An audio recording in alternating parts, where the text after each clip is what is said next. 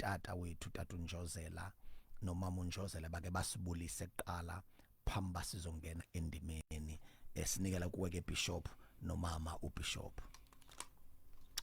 Nkosi Mpostile nomama uMpostile Olifant, siyabulela kakhulu nalendoda inhle sicofelayo phana manqale ndibulise yona kuqala.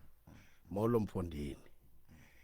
Mfondini siyabulela ukuba uzosikhonza Nkosi seva. Ndibulise ke nawe ke tata nomama uMpostile Olifant egameni lenkosi yethu Yesu Kristu waseNazaretha.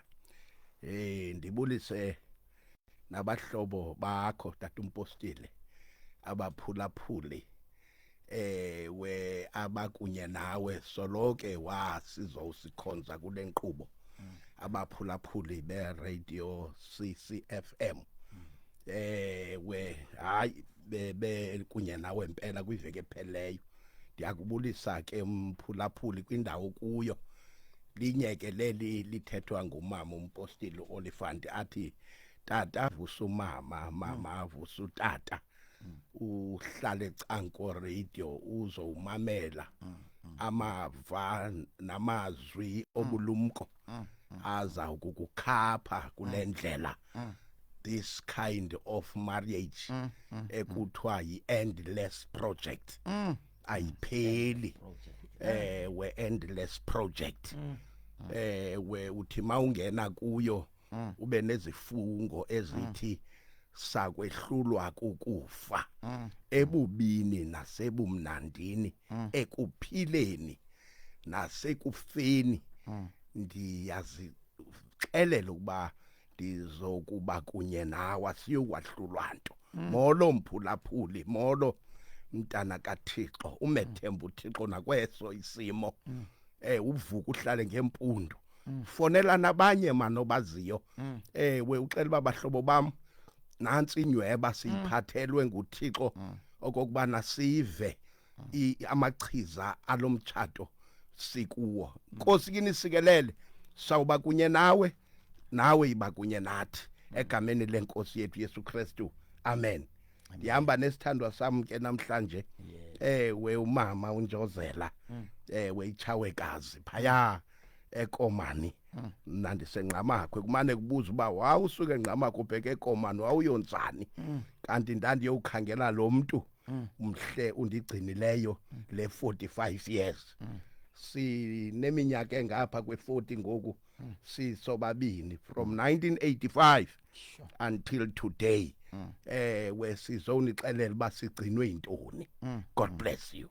Nkosi kakhulu make sinike umama naye azibulisele.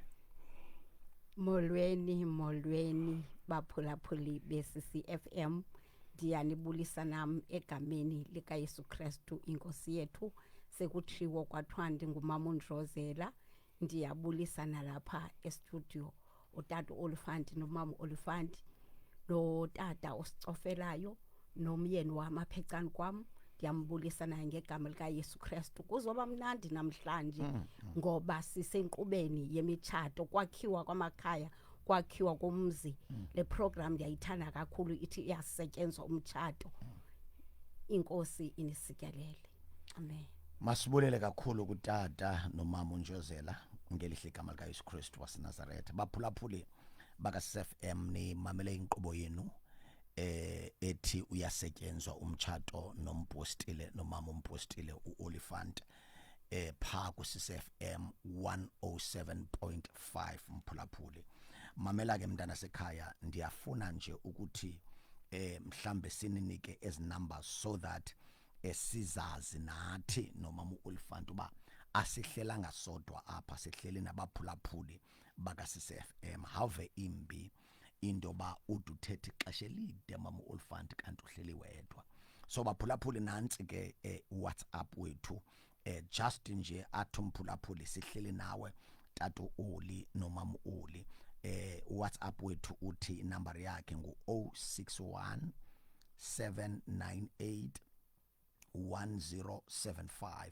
Ngicela uphinda 061 7981075 uthi nje uhleli nathi noba ufaka mhlambi voice note noba mhlambe ungena nje ku WhatsApp uthi nje uhleli nathi. Kodwa xa ufuna utsala iminxeba ufuna uthetha nathi apha e-studio nansi phone ngu 021 788 9494 021 788 9494. Mhlawumbe unombuzo ozawufuna ubuza na kwi guest zethu utata nomama uNjozela, ungasitsalela umnxeba ngela xesha lika 10:30.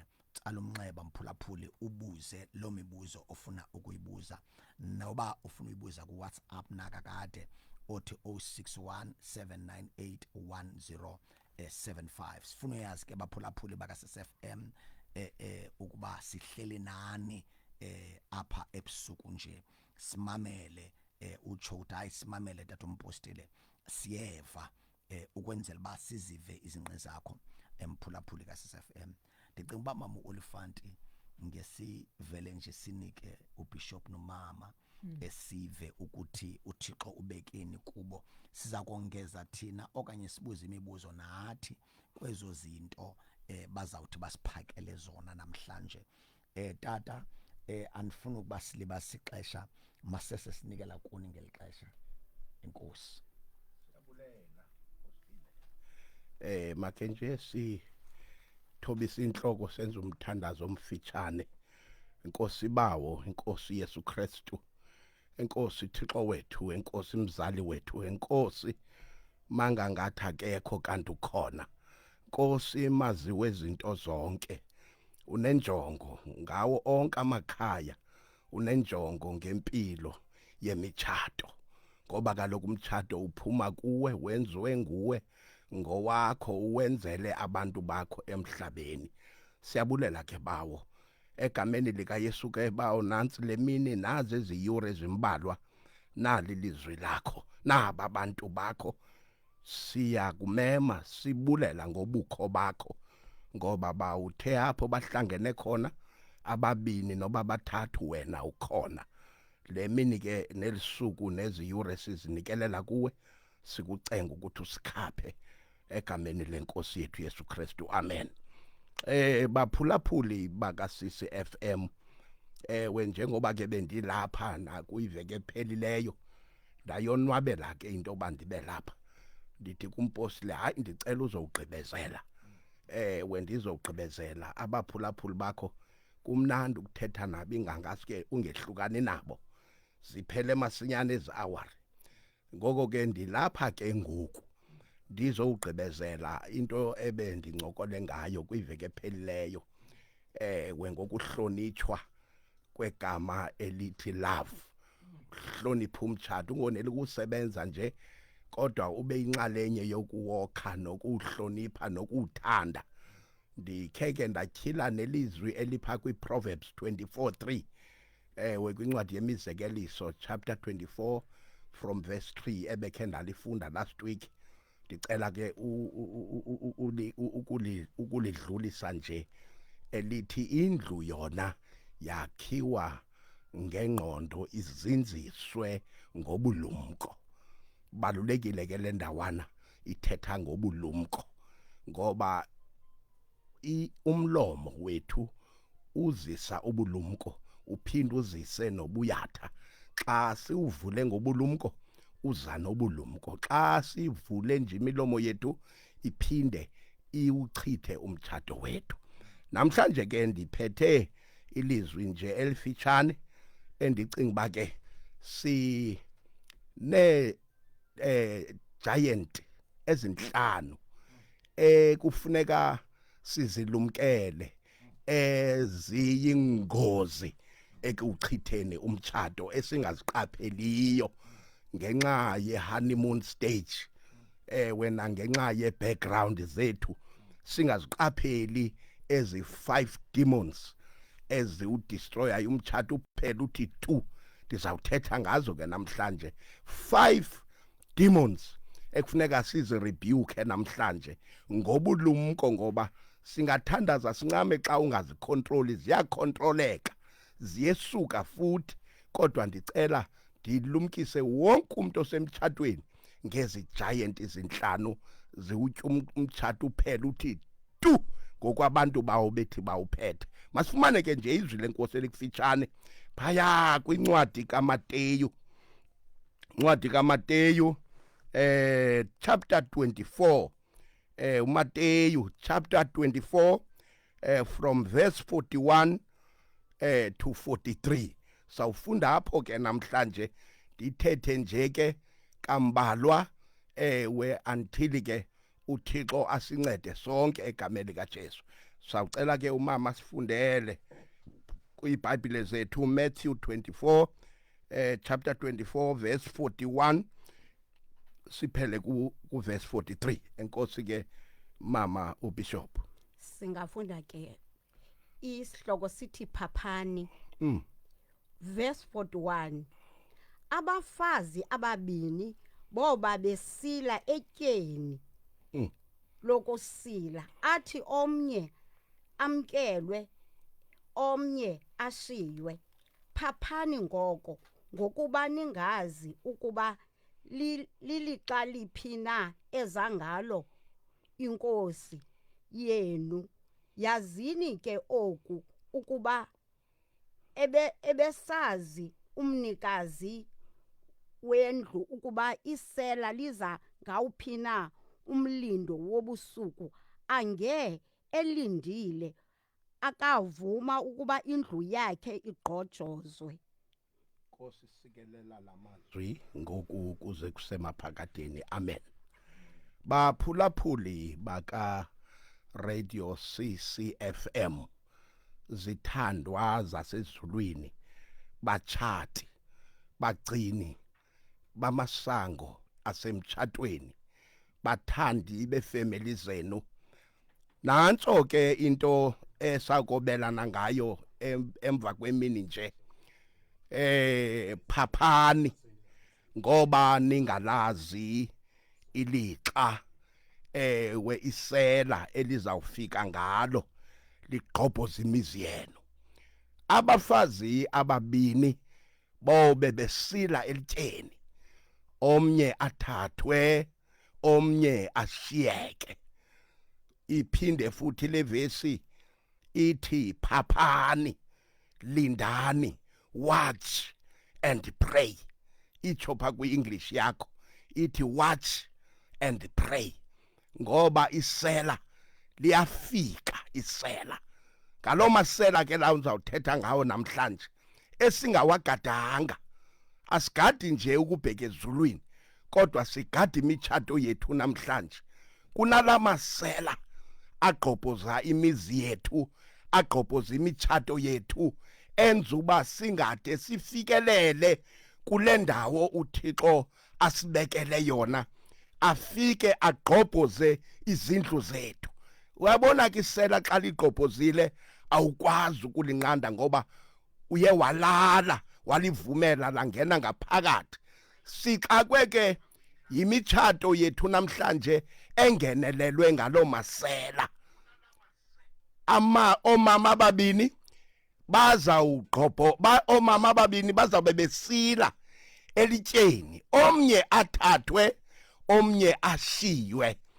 Kanti kusenjalo we isela liyafika lenza unothanda xa umama okanye utata engawalusanga umtshato wakhe. Ke namhlanje sizawuthetha ke ngale mitshato, ngoba akukayiwa zulwini ngoku kusetyenzwa imitshato, kusetyenzwa inkolo, kusetyenzwa ukokhiwa kwamakhaya. Ngamanye amazwi aba bantu basemtshatweni babini ngabo bobabini abanoxanduva logada amasela angenelela emtshatweni. Uyasetyenzwa umtshato, uyagadwa umtshato. Omama ababini bazawube besila phofu, kanti kukho lo uzawusala, kukho lo uzawuthathwa. Kanti amasela azawuhlale khona wona phofu, afika igqobhoza indlu ngaphezulu, angene asahaze lo mtshato. Ithi ke inkosi uYesu xa ithetha lamazwi ithi phaphani ke ngoko. esingesini ke lithe ligama lithi phaphani lithi watch and pray. Baphulaphuli, nansi into endiza ngayo kukweli gama likhulu kangaka lithi watch. Akulalwa emtshatweni, akuvuywa de kulityalwe ukuba ixesha lokuthandaza liyadingeka, ngoba lento ingumtshato yinto enekhula elikhulayo. Njengoba kukhula uthando ngapha nekhula liyakhula ngapha. Sisitiya apha esinochuku lokuhanjelwa zinhlobo zonke zezinto ezingabhilongi apha emtshatweni. Ngoko ke ndifuna ukudlulisa lamazwi, mama notata, ugadeni umtshato wenu, phaphani nithandaze, ninganiki nethuba elincinci inkophe zenu nizivale nilale. Akulalwa emtshatweni. Umtshato ugcinwa ngomthandazo, umtshato ugcinwa ngobulumko, ngoba uinvolve abantwana, uinvolve ifamily, uinvolve abantu abaninzi. Ngoko ke xa ngaba umtshato wakho uyekile, ndifuna ukuxelela ukuthi isela liyangena ligqobhoze, lingene lichithe, litshabalalise, libulale, ngoba umsebenzi wesela alikho enye into eliyizelayo, lizela ukuchitha nokutshabalalisa nokudestroya. Baphulaphuli, nanka lamazwi endicela niwabambe namhlanje. Uwatshi lo unamagama amahlanu. La magama amahlanu makhulu. Nawukhumbula last week kwiveke epheleyo ndithethe ngeli gama lithi love, labe linamagama amane. Ndawacacisa kwiveke ephelileyo, ngoba ngala ningene ngawo kulo mtshato, I love you, and warespond omnye wathi I love you too. Namhlanje ke ningene ke ndiningenisa kwakhona emtshatweni ngeli gama lithi phaphani nithandaze, ngoba lento niphetheyo ifragile, icekeceke, utshaba lumunca intupha. Abanye babengafuni nobungene kulo mtshato utshate, abanye babe kunyonyozela besithi sakhe sibone ukuba njengoba apha kulo mzi kungekho nelokho emhlophe, wena uphuma ngelokho emhlophe, siyakubalela uba uzawuphelelwa ngulo mtshato. Zinintsi intshaba zomtshato. Abahlobo bakho bakubone sowutshatile, abamelwane bakubona sowutshata, abantu abanintsha abakwaziyo khange bakuyishelo kuhle. Wena ke nasi isilumkiso, phapha, watch and pray for your marriage. Eli gama lithi watch ke, uW uthi watch your word. Number 1 law, uW watch your words. Emtshatweni ke kukho lento ithi sitshatile, siyalingana, ndingathetha noba kukanjani, ndingavula nje umlomo ndithethe, noba ndithethe into embi, noba ndithethe into entle, noba ndithethe into ongayithandiyo, noba ndithethe into oyithandayo, ndingavula nje umlomo ndithethe, especially xa kukho into ongayiqondiyo. Ndifuna ukuthi namhlanje lumkela amazwi wakho, ngoba amazwi wakho ngawo awokhayo umtshato, ikwangawo nawachithayo umtshato wakho. Watch your words. Ncwadi kaYakobi ithi masilumkele imilomo yethu, masilumkele amazwi esiwakhuphayo. Imitshato emininzi ilinyazwe leli dimoni lokuqala ngamazwi aphuma edubula. Amazwi adubulayo aphuma edubulile emlonyeni, awakwazi ukunithatha nisendawo. Agade amazwi owabhekisa kumuntu omthandayo, agade amazwi owakhupha ngomlomo wakho, uwakhupha ngexesha elinjani na, ngoba awukwazi ukukhupha amazwi uphinde futhi uwabuyisele ngaphakathi. lithi iBhayibhile ke lento iphuma emlonyeni yile isenhlizweni. Uthi uYakobi ke xethetha uthi masinga thethi masibe masicothe ukuthetha sikhawuleze ukuva. Yiva but ungarespondi ngamazwi ngoba amazwi la kufuneka uwacinge phambi koba uwathethe kumuntu omthandayo. Ayagadwa amazwi aphuma emlonyeni. Watch your words. Wagada amazwi ngoba igiant yokuqala leyo. Amazwi wathethileyo mhlamba amlimazile upartner wakho kwavele ezintanda namhlanje zikuxakileyo just ngokungakontroli amazwi omlomo wakho. Watch your words. Mphulaphula ayagadwa amazwi owathethayo kumuntu omthandayo. Amanye mhlawumbe wathethe kukho abantu okanye kukho nabantwana ngenxa yoba awunabo ubulumko. Indlu izinziswa ngengqondo yakhiwa ngobulumko. Uwathethe lamazwi kanti wathetha phambi kwabantu abakwazintshaba zalomtshato kuwo, kanti kukho abantu abakumameleyo babambelele kulamazwi bangenelele emtshatweni. La masela besithetha ngawo kuMateyu sithi xa efikile asiyazi bafika nini azagqobhoza endlini ehle angene ngaphakathi. Umtshato wakho ulumkele ukuthi kanti sowuthethe kakhulu ngoku talk of the town ngoba elekudibana nomuntu ubalisa ingxaki yakho, elekudibana nalo uthetha ngengxaki onayo emtshatweni. Vala lo mlomo uvule emthandazweni. Vala lo mlomo uvule ngexesha elifanelekileyo. Ungalimazi umtshato ngenxa yokungabi nabulumko. Number 1, watch your words.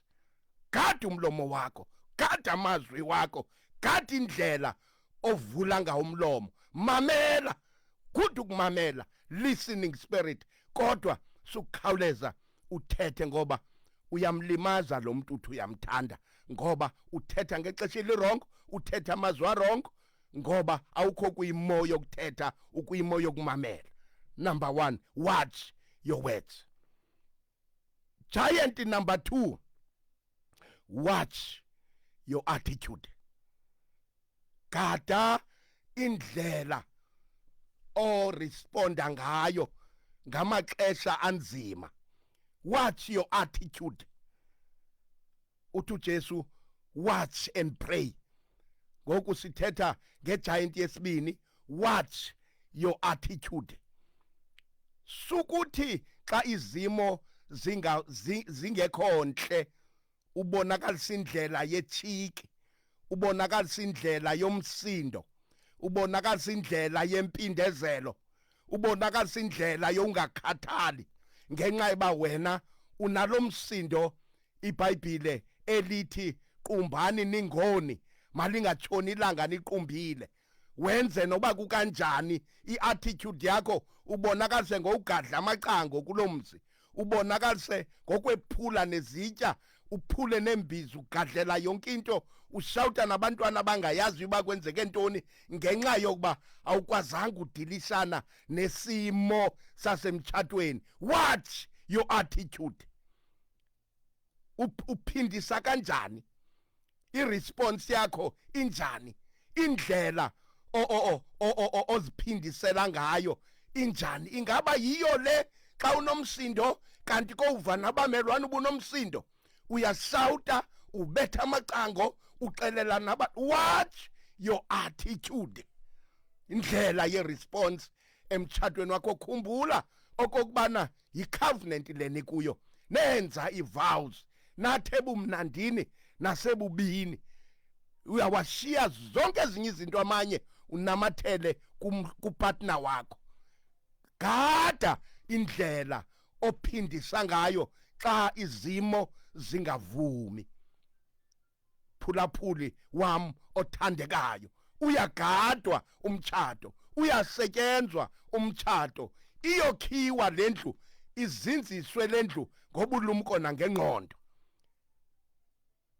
Giant number 3, T, sithethe ngo watch your words. Sabuye sathi igiant yesibini, watch your attitude. Ngoku siya kwi-giant yesithathu, zinobungozi zonke. Watch your time. Xesha lakho ulichitha nabani? Ulichithe laphi? Ulichitha njani? Wasuka egadini oyihlakulayo ikhula liyakhula.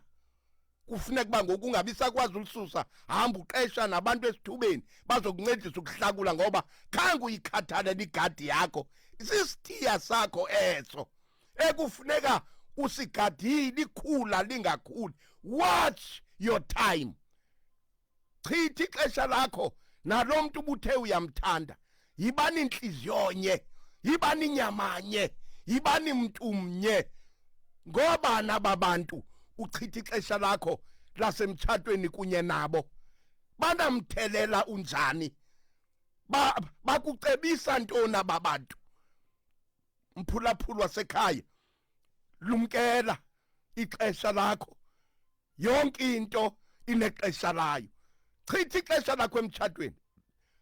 Suku uhambe uhlala nabantu abangenamimiselo, abantu abangazukusandawo, abantu ozawuphakama kubo ungageyinanga nto. Watch your time.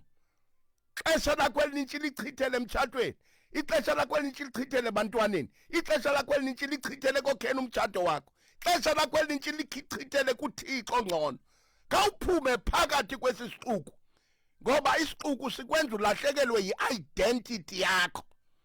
Asingobantu besixuku thina besininzi, singabantu abakhethiwe. Ihlabathi libheka ngapha, thina sibheka ngapha. Musu ukudlala ngexesha liphiwe nguThixo. Gada umtshato wakho, gada abantwana bakho, gada umzi wakho, gada inkolo yakho. Watch your time. Mphulaphuli wasekhaya, sendigqibezela njalo.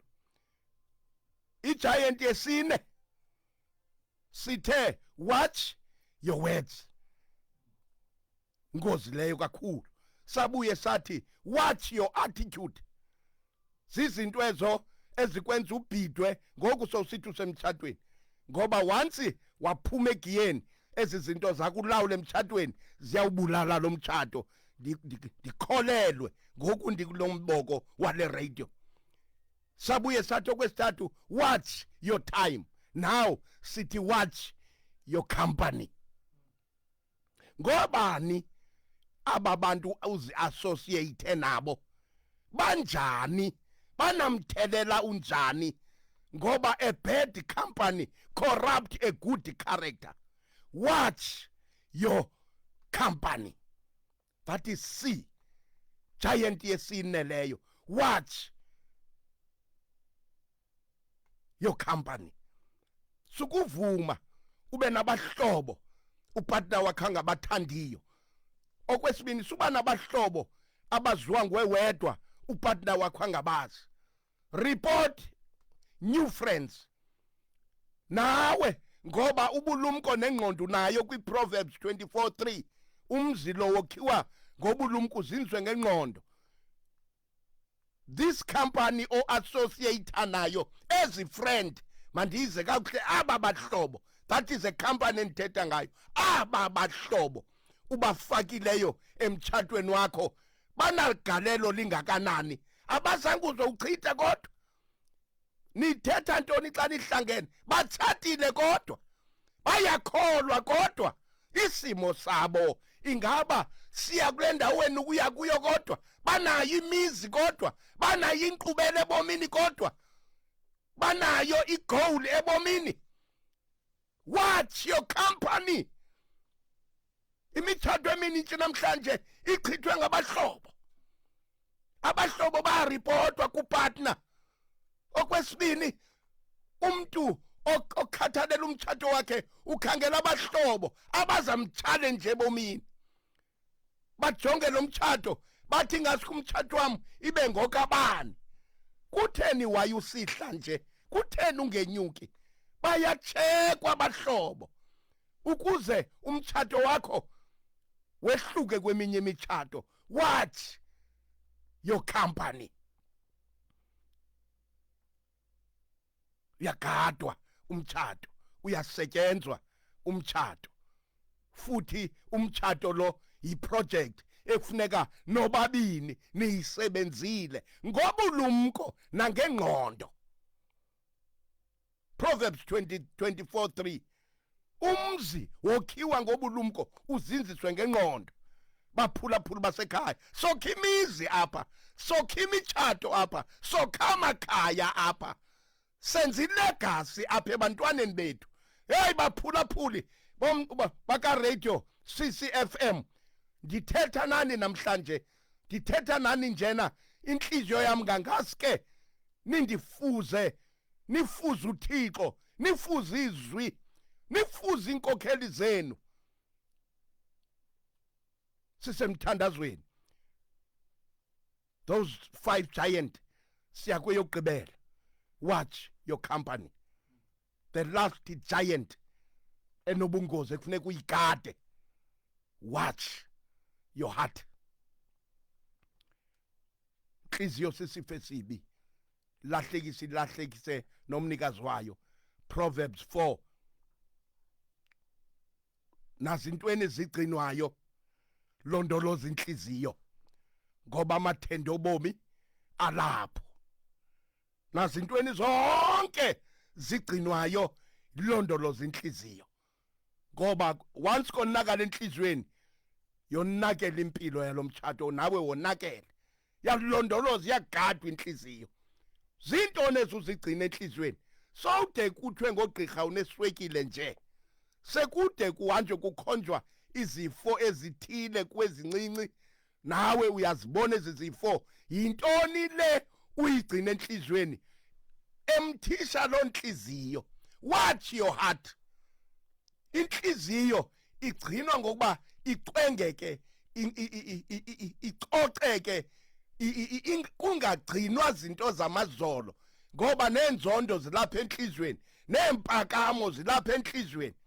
Nezi zinto zonke zincinci athi ulove wami o phakulava athi overlook those small pet issues. Kunezinto usathane akufuna uzigcina apha enhlizweni, uthi yabona soze ndimxolela ubani, ngoba kaloku inhliziyo yakho ilayisha abantu, yalayisha nalomuntu umthandayo.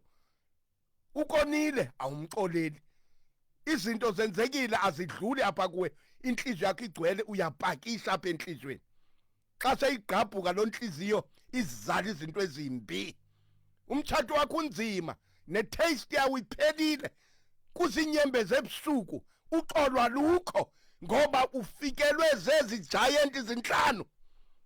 Zinobungozi ezi giant. NgoGoliathi aba ubetha umtchato ube ngathi khange ubekho. Cinga ngezo nkedama, cinga ngabantu abanithandayo, cinga ngevows owazenzayo. Sukucinga wenze, sukukhamisa utyhale, sukwenza ngongakhathali. Ngumzi kaThixo lowo. Libandla lokuqalela uThixo aku-entrust, akuthembe ngalo uba uzaluthatha ulibeke emanqwanqweni. Abo bantwana banabani, ngabenu nobabini kulo mtshato. Sekutheni inhliziyo yakho ungayikhululi ukuze ukhulise umzi wakho ngendlela efanelekileyo? Thatha uYesu umfake kulo nhliziyo, thatha imithetho kaThixo. Hey, yiba noloyiko, yoyika uThixo, uhlonipha abantu. Woyika uThixo, ungoyika abantu, uhlonipha uThixo. Koyikwa uThixo ngabantu abatshatileyo. Bahlonipha abantu, nibathanda abantu kodwa ningabathemba abantu. Ungazikhupheleli ngoba abantu abekho kule ndlela ukuyo. Watch your heart. Nanzo ke ezo giant umphulaphuli ebendithetha ngazo, ndithi zifuna ukugadwa. Gada umlomo wakho. That is a giant number 1. Gada umsindo wakho, iattitude yakho kwizimo zasemtshatweni. Ungabi nomsindo wokudiliza, yiba nomsindo obuye wokhe. Ungabi nexesha olichithayo kodwa utshatile, ulichitha nabantu abangatshatanga, ulichitha nabahlobo ababi abangakokhiyo. Ligade ixesha uThixo akuphela lona emhlabeni. igade nekhampani ozi-associate nayo ngoba ayinayo igalelo elifunekayo emtchatweni. Check what kind of company abahlobo endiza-associate nabo. Lastly, watch your heart.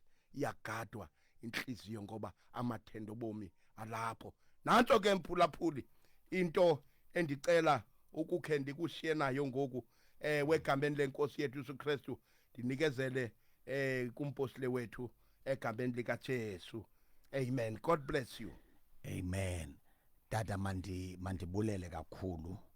Ndicinga uba sizawusebenzisa lemizuzu ishiyekileyo sokuhlalutya ezi points izinhlanu uzibekileyo apha zika watch mphulaphuli kaSFM umamela inkqubo yakho ethi uyasetyenzwa umtshato nompostile uOlifant nomama umpostile uOlifant. Kodwa ke ndiyafuna nje phamba singene ke sisele nje amanzi sithathe nje ingoma ke sisela nje amanzi sizobuya singene kwezi points zi5 as letters zi5 ezenza uwatch. Uyasetyenzwa umtshato nompostile umzoxolo nomama uOlifant. CCFM 107.5.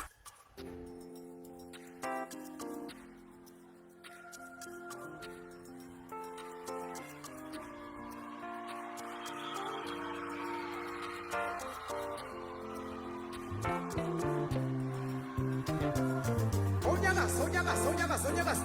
Wenze kanje.